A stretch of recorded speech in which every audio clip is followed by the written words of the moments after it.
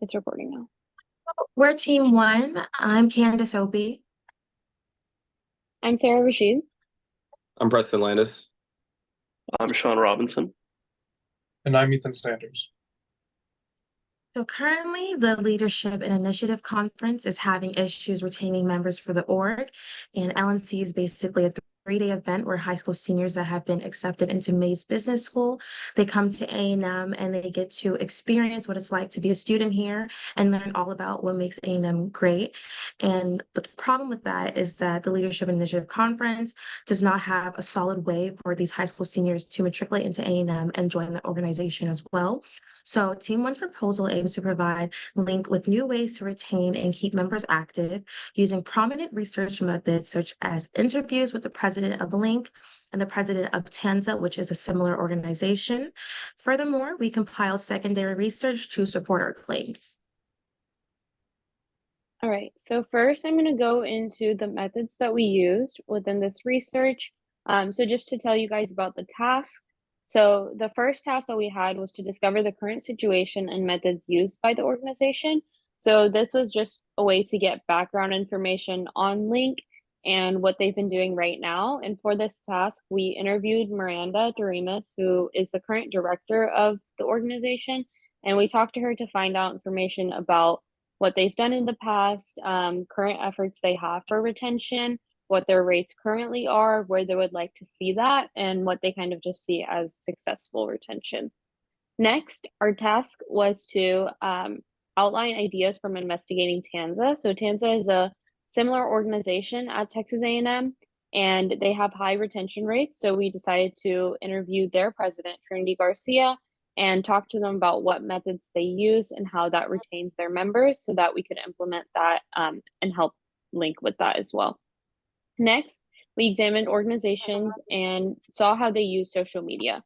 So for this, we looked at the social media platforms for many different organizations and then just compared how they utilize their platforms versus how Link does theirs. So how often they post, when they post, things like that. Our fourth task was to inspect different sources that explain the helpful use of social media. So for this, we looked at the ways that different organizations use social media to build their brand and image. Additionally, how they can use social media to get the attention of different students. Lastly, our task was to evaluate the positive benefits that involvement within student organizations has upon an individual. So for this, we used an article from Texas A&M's library catalog, and we found research on the effects that both social media and student organizations have on the development and well-being of students and how this really impacts them. So next we'll go into the results we had from this research. Okay, for task one, we found that they hold one informational at the beginning of the school year, and they try to reach past delegates through email and Instagram. They currently have a 25% retention rate and would like to see that increase to 50%. For task two, through the interview conducted with TANZA, it was shown that the retention rate of members is high due to the way that they structure their external and internal events. The external events, which are hosted for high school students, have a section where the members reference TANZA and their own college journey and highlight the benefits that would come with it. Internally, TANZA hosts frequent social events like trivia and karaoke night for members to get to know each other and bond. For task three, we found that the successful organizations post from 3 to 5 times a week, while ours hasn't posted in over 2 months. Posting this many times around lunchtime is found to be the most effective way to grow and keep members active. For task four, we found that good organizations stay on top of their social media use so that they can stay relevant and continue to show people what they represent. Ours hasn't done a good job of that. For task five, we found 2 quotes. Our respondents didn't generally recognize the value of student societies for social networking and cherish the opportunities they provided to mix with similar-minded students who shared their interests. For the second quote, these social networking media are seen by some scholars by increasingly important for the development of the political norms and practices of young people. Now we're going to talk about the conclusions that we made. So for task one, we found that Link makes minimal efforts to involve the students as part of the organization. early on in the school year, which causes low retention rates later in the semester. As a result, students may feel disconnected from the organization itself. For task 2, we found that TANSA places high emphasis on community building, which facilitates an environment where members are not only actively involved, but excited to keep participating in the organization. For task 3, we found that there is a need for a new social media director who will post more frequently and keep Link's online presence active. And there's also an issue of a lack of related content on the Instagram page. So task 4 is a bit similar.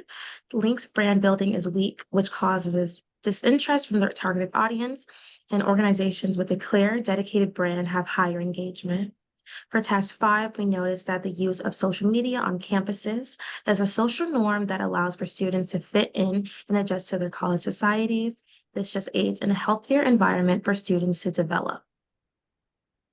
Now we'll talk a little bit about the graphics that we have. First, we're going to look at some helpful post scheduling that we found from our article, Eatons and Kate. First of all, we found that the best times for organizations to post is between 10 a.m. to 2 p.m. This is because during this time, most students are on break, either eating lunch or relaxing outside, giving them plenty of time to scroll through their social media accounts. Secondly, posts should be 3 to 5 times weekly. This creates the best ratio for students to see a post every week. Next, going into our Texas A&M University organizations, we start first with a graphic we found from TANSA. From the years 2019 to 2023, the organization has been more dutiful with posting on social media accounts. Because of that, the number of members has skyrocketed from as low as 20 up to 60.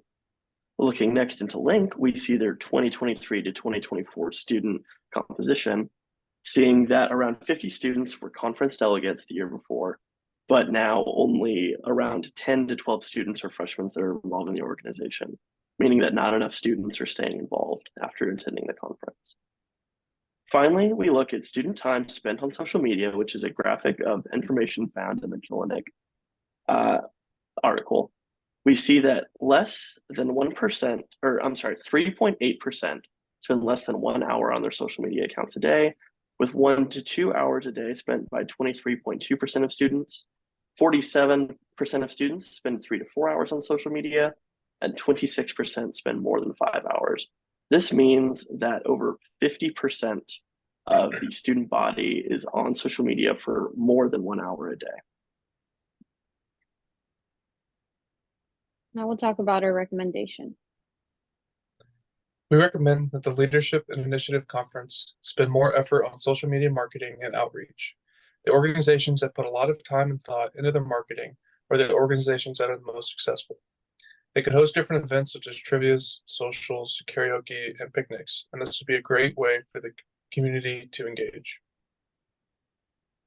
All right, and then just to wrap up real quick, we chose this recommendation because as we see with Tanza, how they've used social media, as well as the article and how much time students spend on social media, it's something that's very feasible for this organization as one that is student run. So it's something that would not cost them too much because they already have a social media platform, and it's just something they would need to interact with more. And additionally, the way that they could implement this is, like Candace said, it would be through some kind of social media manager or social media director who would be responsible and have a schedule for when they need to post, what they need to post, and they could also talk to past students to find out what kind of things they would need to post to keep retention high. And we think this is a recommendation that would help them raise their retention and meet their goals. Thank you so much.